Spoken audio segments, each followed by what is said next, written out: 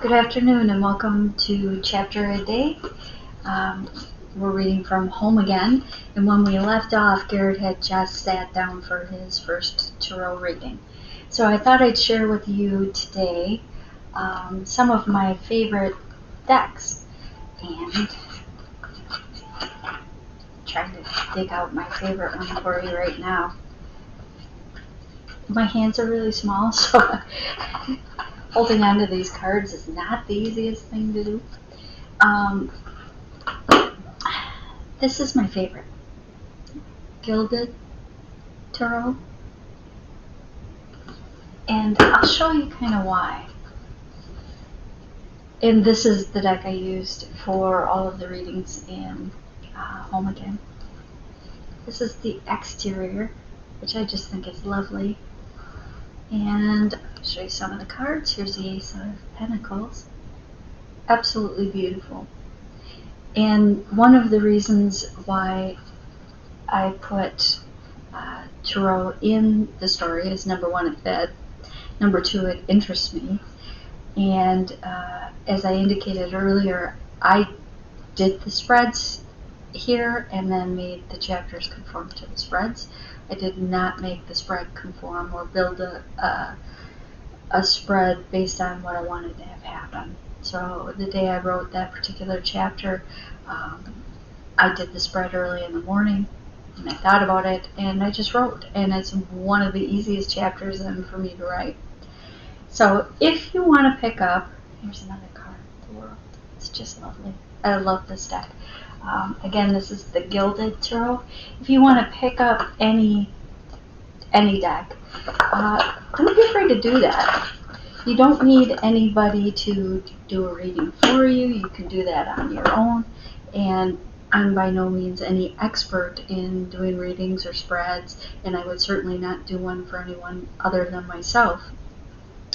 But I do think it interests me, so I see different things when I look at the cards. And it's always informative, and it always starts my creative process. So it's not something I do every day, but if I'm a little stuck, I'll grab and I'll take a look at the cards. I'll show you some of my favorite books, because I do think you can learn quite a bit just from reading, and there's a lot of information online. I like this one. It is very no-nonsense, and it's written by a young writer who just tells it like it is, pretty straightforward, and very interesting. I also like going to half-price books, so I got this one, as you can see, for $3.99, I think. And this one goes into a little bit more depth, and you can tell how long ago it was written. It's an older book. But you can get lost in some of the nonsense too. My favorite thing to do is just pick up the cards and see what they say to me. What information am I gleaning from them? Is it helpful? If it's not helpful, I let it go. If it is helpful or I can use it, I keep it. And I think all of us are a little too old and a little too busy to utilize anything that isn't helpful. But that is my interest in tarot, and let's just start the chapter. So chapter 12. Before he knew what was happening, Garrett found himself sitting at a table covered in bright orange cotton scarf with red tassels hanging from it. Poppy sat on one side, Astrid and Mayhem on the other. A woman with henna hand tattoos and a deck of brightly colored cards with a sun image in the center sat across from him. The store didn't smell of incense like other New Age woo-woo stores he'd been in. It smelled faintly of cherries and cut grass mixed with old books and newly cut flowers. "Okay, what do I do?" Garrett asked. The woman sitting across from him asked, "What's your name?" Garrett thought this was an odd question, especially since Astrid had already announced him as Captain America, and he was willing to bet Poppy had spent a few minutes in the shop telling her sister and the card reader exactly who he was before she surprised him outside. He answered her anyway, Garrett Oakley. She nodded sagely, as if he just revealed something telling. What's your name? He asked, hoping to discern something telling, or at least even the discernment playing field a bit. Zephyr Talbot, she said. Does that help you or tell you anything more than you knew before you sat down? Garrett watched her micro-expressions. She was being honest with him, but testing him a bit too. She wasn't stupid. Zephyr Talbot could moonlight as a psychologist. She had good instincts, he thought. No, not really. What it tells me is, like most year-round residents of Door County, you're either an artist, the partner of an artist, or assuming your name is the one you were born with, it is, then your parents, or at least one of them, has an artistic bent. Both do, Zephyr said, this time indicating with a pointed look at the cards in front of her that her personal history was now closed. When she looked up at him again, no visible emotion reflected on her face, no impatience, frustration, anticipation, nothing. She was projecting the most neutral vibe he'd ever encountered. Garrett got the feeling whatever happened next, he'd have to initiate. What do I do? You start with a question. What kind of question? A simple one. Garrett hurled. In his experience, there were few questions that were simple. Zephyr tried to help him. What is it you want to know? Garrett felt the weight of 4 sets of eyes on him. Poppy's and Astrid's, openly curious, and Mary's more watchful than curious. Zephyr's held challenge, almost like she was daring him to be honest. Oh, what the hell, it's been that kind of day. Just wing it. What exactly do I have to lose? I could just lock myself in one of my dad's cottages and not come out until this damn book is done. So he started to ask questions. Will I have a career in 10 weeks? Will I finish my book before my publisher dumps me? Garrett gave Poppy a long look that made her flush. Will I have a new friend after dinner tonight? Will I make it through dinner? The questions were flowing out of him now without much forethought, more like free-flow consciousness that he rarely engaged in, even with those he was closest to. Will I ever get my reputation back? Will I ever love a woman again? Will I ever find a way back to the life as it used to be? The last one cut a little too close to the feelings he didn't want to explore. He took a deep breath and looked from Astrid, who looked like she wanted to give him a hug, to his dog. Mayhem lifted her chin and gave a soft whine. Damn, children and dogs, they'll get you every time, he thought. Then he forced a smile he didn't quite feel and asked, Will the plumbing in my house ever get sorted out? Then he shut up and waited for further instructions. He was done asking questions. Those are all good questions. For future reference, you can simply think your question while you hold the deck. You don't have to let anyone know what your question is, Zephyr said gently. He felt like an idiot. So if you settled on one of those questions or a different one, just pick up the deck, feel the cards, let your question flow through you. Pick one question, a simple one, at least this first time. Zephyr's tone turned soft and inviting, almost meditative. She was good at reading people and their comfort level. Once you've settled on your question, keep it in your mind as you shuffle the deck. When you're done shuffling, place the top 3 cards face down in front of you. Garrett decided to take the experience seriously. He'd never done this before.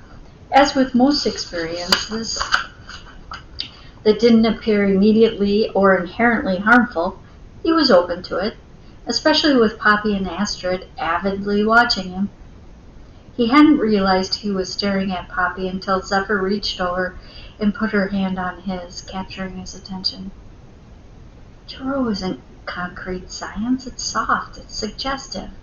Like all divination tools, it's open to interpretation. Not really getting what it is you're trying to tell me, Garrett said. Zephyr withdrew her hand, sending him a look that said, Willful ignorance doesn't suit you. So much for interpretation, Garrett thought. Was he projecting his own discomfort onto Zephyr's luck? Probably. The fact was, he could smile and walk away, just like he'd done on the stage with Glory. He owed Glory more than that, but he walked away nonetheless. He didn't know any of these people a damn thing. Garrett's hands stilled. He loosened his grip as he realized his knuckles were turning white and the edge of the deck was biting into his palm. He forced himself to breathe rhythmically and in tune with his heartbeat. A retired Marine sniper had taught him that during an interview for another project that currently lay idle. It worked. Every time. He'd been open to that. He could be open to this. Tarot is about you. It's personal. Do you play cribbage or euchre or sheepshead? The change of topic threw him for a second. He did play the first two. His father taught him. He loved both. Thinking of the quiet hours he and Robert spent together playing cards, saying little, hit Garrett out of the blue. He hadn't played in years. Hadn't thought about that aspect of his childhood for years either. Yes, he said. When Zephyr realized he wasn't going to elaborate, she continued. In cribbage, you don't know what's in the crib. If it's yours, you try to toss cards that will help you. If it's not your crib, you try to toss cards that won't hurt you and won't help your opponent, correct? Garrett nodded in agreement. And you still don't know what card will be revealed until after you discard and the cut is made. You just do your best to create the best hand with what you can see. Garrett didn't think that merited a response from him. Cribbage wasn't easy for him to learn. His father had taught him after he brought home a particularly bad math test. It was supposed to help him with mental counting. Garrett couldn't remember how old he'd been at the time, maybe 7, maybe 8. He hated having to learn how to count until it finally clicked. Then he loved the game. He loved those moments with his father as well. Playing cards can have many combinations. The same hand can be played differently depending on what is laid before your turn to play. Much of playing cards is chance. The rest is you. Your skill level, your willingness to take risks, how you're feeling on any given day. It's the same with tarot. If a conventional interpretation of the cards, no matter who is reading them, doesn't make sense to you, discard it. Cards have a definite meaning. A 10 is a 10. An 8 is an 8. The parallel you're trying to draw doesn't make sense here.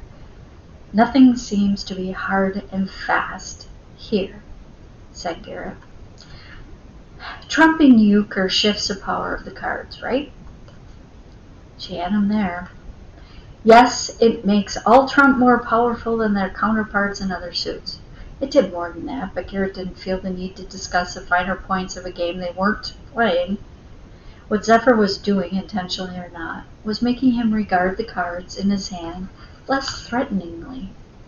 They were quickly becoming far more approachable, and given time, perhaps they'd become more knowable. Garrett's mind was flowing with the similarities with relationships. Suddenly he had an idea, a wisp of an idea, but one he wanted to write about. And in his experience, the dynamics in any relationship was about connection. There are many books on tarot. There are many readers, some of them lifelong students of their craft. The best any book or any practitioner can do is guide. It's up to you to apply what makes sense to you. Zephyr sat back in her chair, giving him a look he couldn't readily decipher. Isn't that exactly what you say in your book, right around page 102? It's the same with tarot. Now get on with it or get out of my chair. Quoting him to him did it. There was no way he was walking out of the door of Now and Zen without this experience. He wanted to hold on to the wisp of a thought and write it down. He didn't generally take notes on the fly with his phone, but that was exactly what he was going to do the second he was done. Poppy pulled him out of his head by jerking hers toward the sign that read, 3-card readings, $15.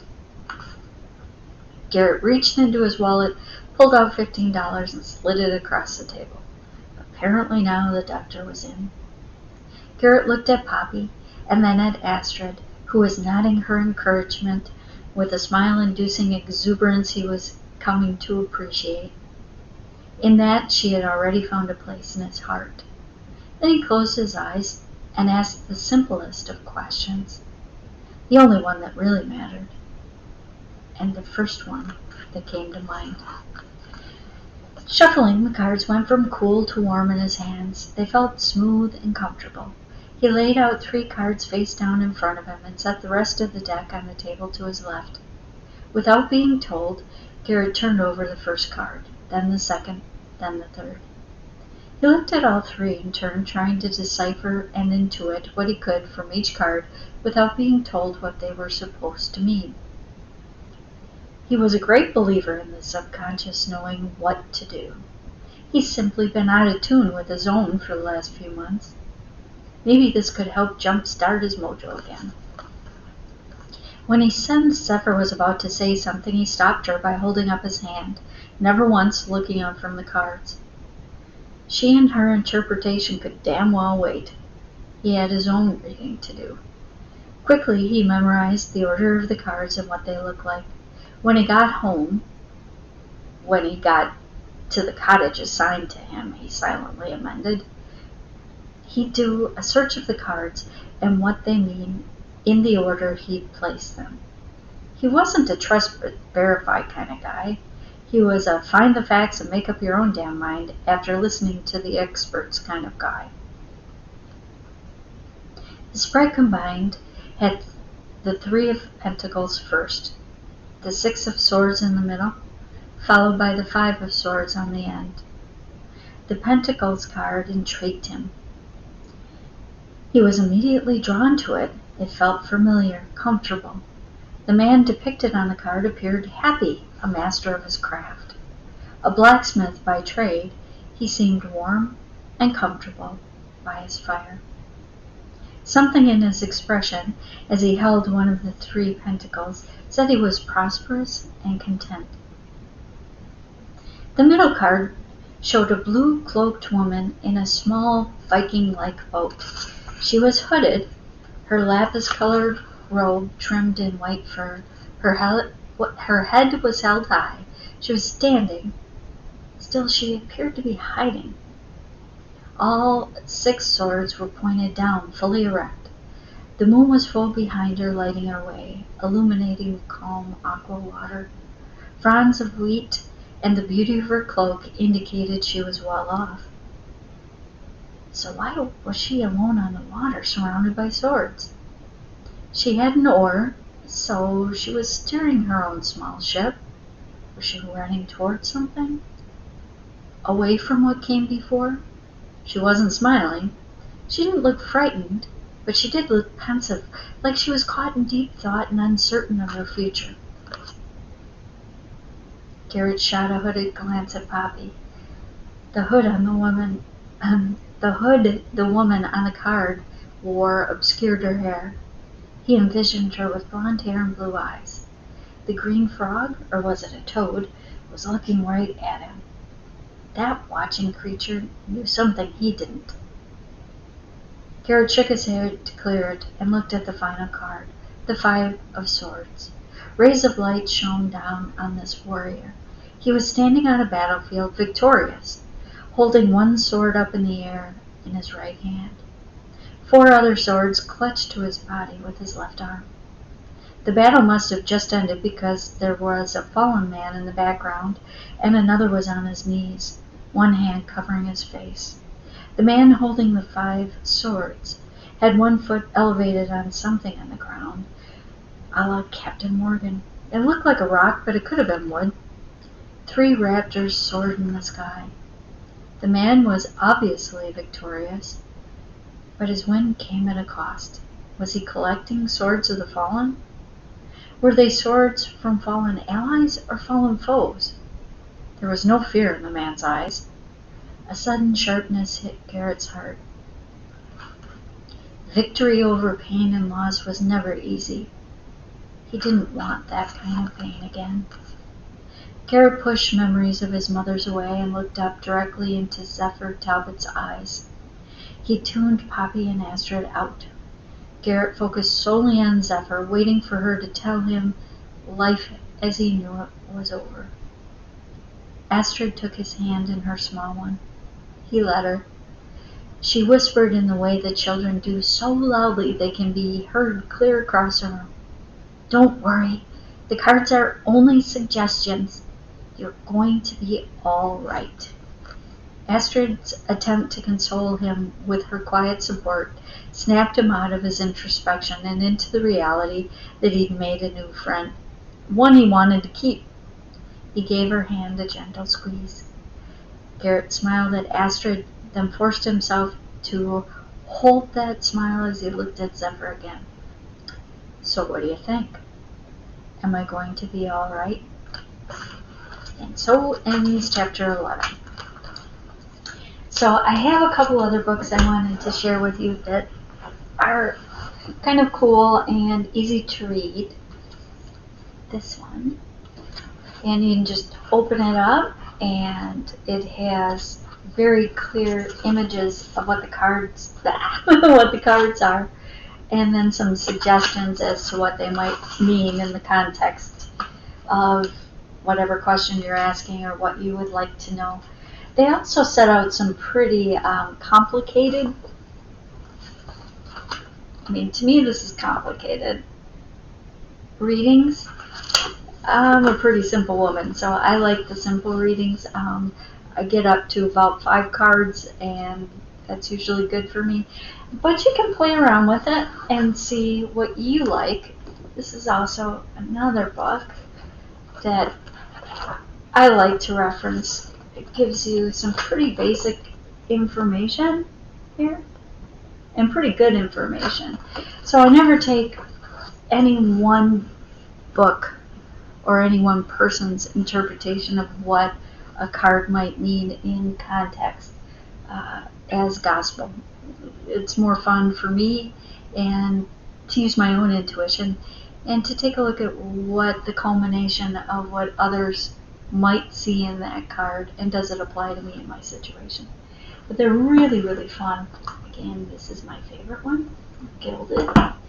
I've got Celtic Tarot, and this is by Christopher Hughes. And the reason I picked this one up is because he is also a Welsh Druid, and Druidic lore is of interest to me. So this one comes with a really nice book, and the book is beautiful. I just don't like the cards as well as the other books, like the other ones, the Gilded. But you can see the image and then a pretty nice descriptive on the opposite page of his interpretation. So there are a lot of really interesting folks out there that review this particular craft, and there's a lot to be learned by it. So I'm not encouraging you to look at it. I just wanted to let you know why I put it in the story and how it helps me. If you are going to look at it, I would encourage you to trust yourself and your own voice more than anyone else's. So tomorrow we will be into chapter 13, and that is a very short chapter. It bounces us back to Morning Glory Wilson, and then chapter 14 tells more about the reading. So I might do 2 chapters tomorrow, we'll see. The other thing I wanted to talk to you about, and I know we're getting long now, we're almost 25 minutes, was when I'm all done with this, what I would like to do is do a podcast in a question and answer format. So we could spend some time together, maybe do a happy hour type of thing, and talk about what you liked about the book, any questions you have about the storyline, writing, inspiration, anything at all. If you have a question, I will very much try to answer it honestly and fully. And I think that could be really fun. So if there's a little check mark to like this particular video. There should also be an ability to comment. If that's something that interests you, please let me know. Alright, thanks again for spending time with me. Have a wonderful day, be well, and I'll see you tomorrow. Bye.